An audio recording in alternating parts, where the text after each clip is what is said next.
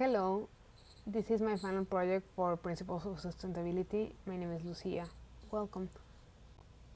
To give you a little bit of background about how this project came to life is I grew up in Mexico and my family or social circle weren't really big into gift wrapping paper, but when I moved to the States and I started going to birthday parties and going to assisting Christmas, I started noticing more and more the amount of gift wrapping paper that was being used and ended up in the trash can. So for me, I decided to opt instead of buying gift wrapping or gift bags, I would just reuse the things that came with my online packaging. So the cardboard boxes, the craft paper, all those will be used to wrap presents. But slowly but surely, with years of doing this, more and more things started getting collected. And in a one-bedroom apartment in Southern California, that's kind of a problem. So, gift wrapping paper is a product created under the cradle to crate concept. Really, the best option would be not to use it at all, but research has shown that wrap presents make people happy and they prefer over unwrapped ones. Unfortunately, the story behind the wrapping paper is not as shiny as the paper because the pulp and paper industry is the third largest industrial polluter of water, air, and soil. The chemicals they use ended up in our water, in our soil, and in our air. And when paper ends up in a landfill, it emits methane gas that is 25 times more toxic than CO2. In 1917, the Hallmark brothers introduced white, green, and red tissue sheets for wrapping gifts. They were selling at 10 cents each. 100 years later, research has shown that the US spent a total of 12.7 billion on gift wrap, including wrapping paper, tissue paper, and gift bags. In the US, just in 2010, 4 million pounds of those gift wrapping ended up in the landfills. This is the equivalent of more than 5,000 NFL football fields. In the UK, more than 200,000 miles of wrapping paper ends in the bin each year. And if we see more numbers about the recycling and reusing paper takes 70% less energy than producing new paper from scratch. And the value of legitimate trade of recycled carbon is calculated to be 5.4 billion by 2024. In the US, 160 billion packages are shipped every year. This is equivalent on carbon of more than 1 billion trees. The problem with gift wrapping paper, as we know it, is that a lot of times, even if it ends up in the recycling bin, is made of materials that are not recycled. A lot of times there's plastic, glitter, and silver and gold coloring on it. There's also the presence of tape used for gift wrapping, and the structure and the quality of this paper is way thinner and less stable in order to be able to recycle. As an answer to the problems I've been talking about, my project explores this membership-based company that combines the need for effective recycling while providing a more sustainable gift wrapping paper option. The name of the company is Síih, and this is the Mayan word for gift. And our mission is to be a change agent that goes beyond just wrapping paper, but it has an impact in our community and in our customers. We are adding I keep saying we, it's just me, but I have imaginary partners, so if I say we, just heads up.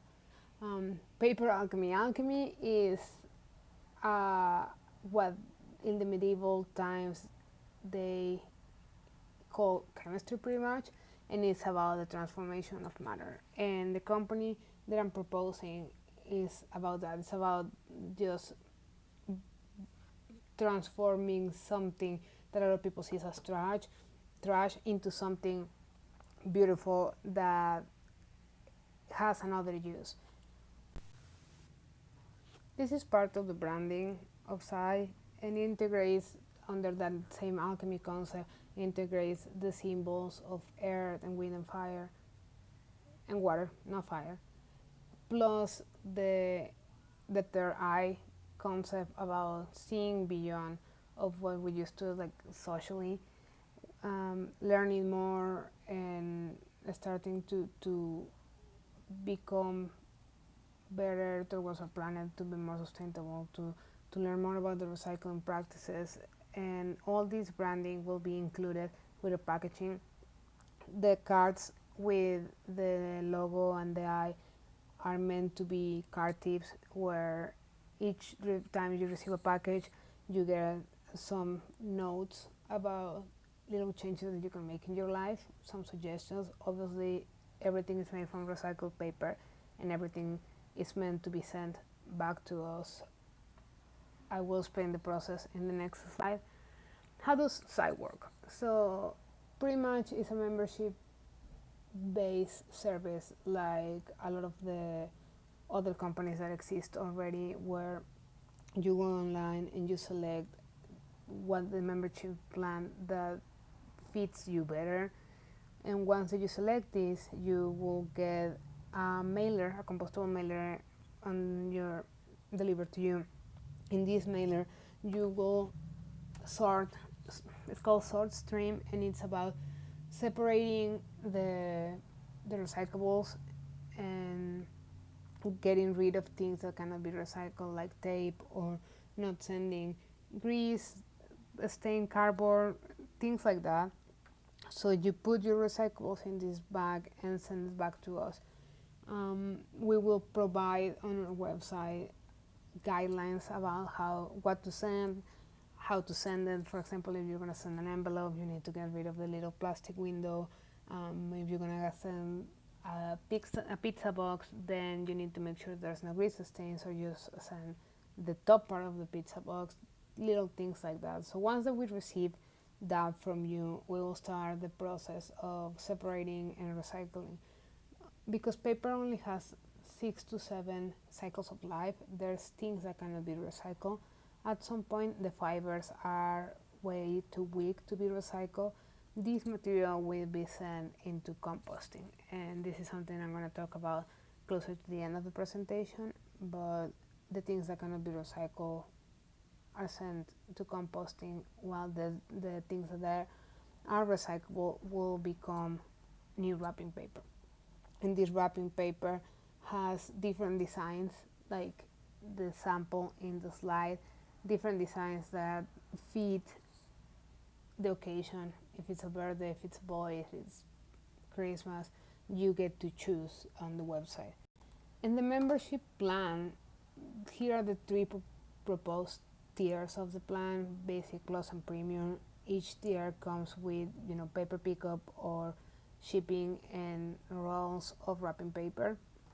They also come with access to our online sustainability resources. This is a big thing that we wanna promote with our customers, about having access to information. Sometimes this information is not as available. So if you already been actively trying to do something better and to become more sustainable, it's good to have a place that where you can go and read about new technologies and new things that are becoming available for the public. So the plus and the premium also come with a holiday card set. Holiday cards, like all the greeting cards, are also a big waste of paper, and I will have to do an entirely new presentation about it. But this is it's an extra offer that we wanna achieve at some point. And the premium comes with a community garden planter, and I also will talk about it at the end.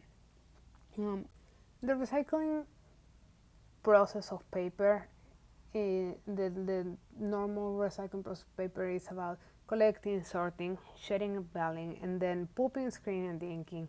Pulping is just to bring the fibers to the original state, and taking the ink out. This involves chemicals, and once the paper is back into the fiber state, a lot of times more new fibers are added to create new paper, and then just drying and rolling the paper.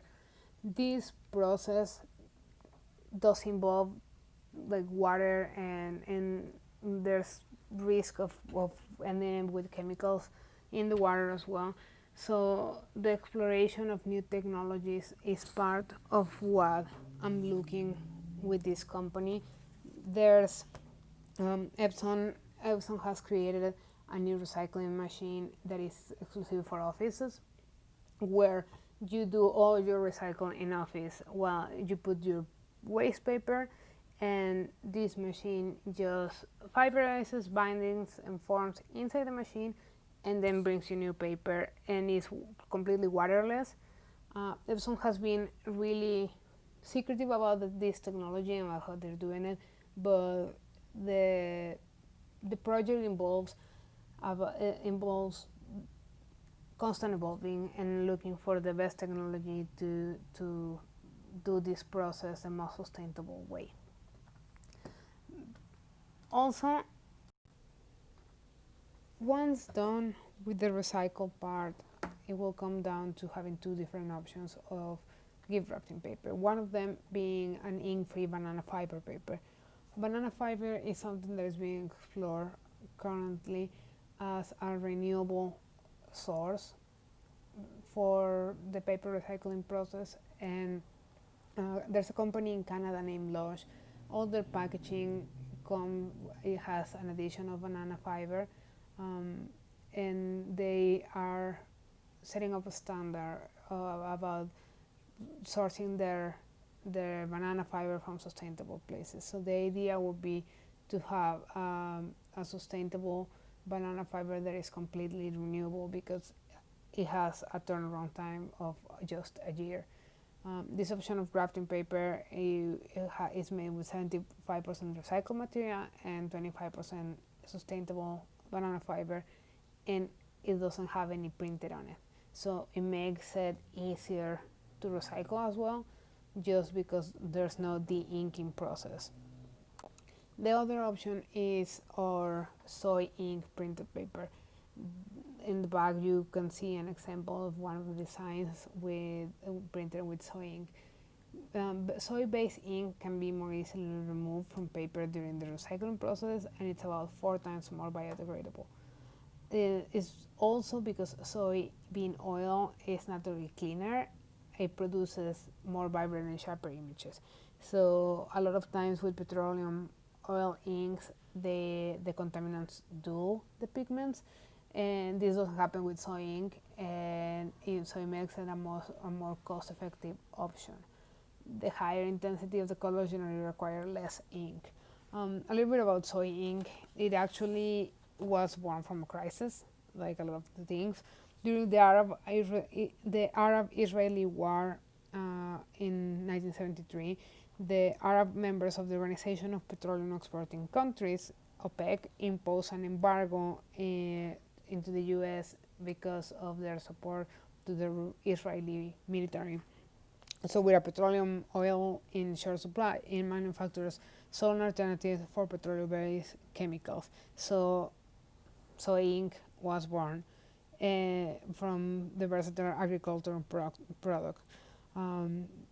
The inks produced from soybean began flowing through the offset web presses in the 1980s, and they have a big use in the newspaper industry. And that's also why we are choosing soy ink, because that allows us to be able to print our paper at newspaper printers. This is a win-win situation, because newspaper industry is already a struggling industry, so the printers already have everything set up to use soy-based, and we'll be using their resources to print our own paper. A little bit of the LCA. In the left we have the normal LCA paper cycle, where from the forest goes to the factory and this goes to your house. And in your house, two things will happen. You either gonna put it in the trash and it will end up in the landfill, or you're gonna recycle it and it will go into the recycling plant where they're gonna sort it out. In this sorting process, because what I mentioned about the paper only having 6 to 7 cycles, if the fibers are way too weak to be recycled, this paper gets disposed and ends up in a landfill regardless. So we talked, I mentioned about how paper in the landfill, because it's a biodegradable product, it produces methane instead of CO2 when it starts rotten. And then the other side, there's our cycle assessment, where the process from where the paper comes is the same.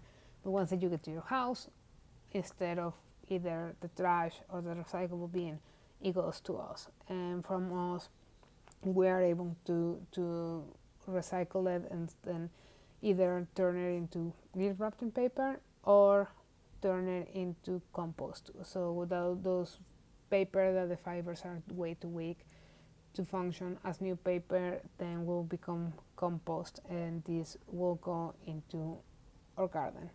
I will talk a little bit more about the gardening plant in a second, but this is our life cycle assessment. Shipping packaging.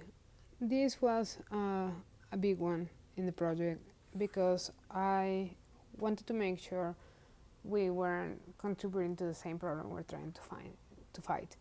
Um, Packaging makes up for a third of or more of our trash. So the idea was to find something not only compostable or biodegradable, but also something that we could use more than one time. I compare different options like biodegradable paper shipping bags and recycled card boxes, but I ended up choosing a poly compostable mailer because first, the durability. This bag is meant to be sent to our customers and then sent back to us, and having the life cycle involves back and forth. So we needed something that is durable and it holds a bigger amount of materials. It gives us the flexibility that paper wouldn't give us. Plus, the weight is lighter. So this is like one of the lightest options right now, and so this will improve cost as well. And it is 100% compostable. It takes more to break down than a biodegradable paper mailer will take, but at the end of the day, it does breaks down. So once that it fulfill its back and forth shipping life, then will go into a compostable bin. This is pretty much like for the brand. This is, I named it an eternal road. It's reduce, reuse, and recycle. Of course, recycling is important, but reducing and reusing is the it's both are 2/3 of the equation, because like I explained earlier, recycling is not enough anymore. The recycling capabilities are limited, and the amount of recycles that we're producing are way over those capabilities. So it's also about reducing and reusing, consuming less, and the things that we consume, using it more than once. So we're looking for a better future where you can have the best of two worlds, the happiness that a beautiful wrap present brings with the satisfaction of participating in building a more sustainable future. We are also looking to work with companies and nonprofits that already know a lot about this. One of these is Green In. It's a certification program that sets a consumer protection and environmental integrating standards for renewable energy and greenhouse gas emission reductions in the retail market. This company makes certified printers and paper mills, and they use renewable energy from natural sources like solar, wind, and low impact hydropower.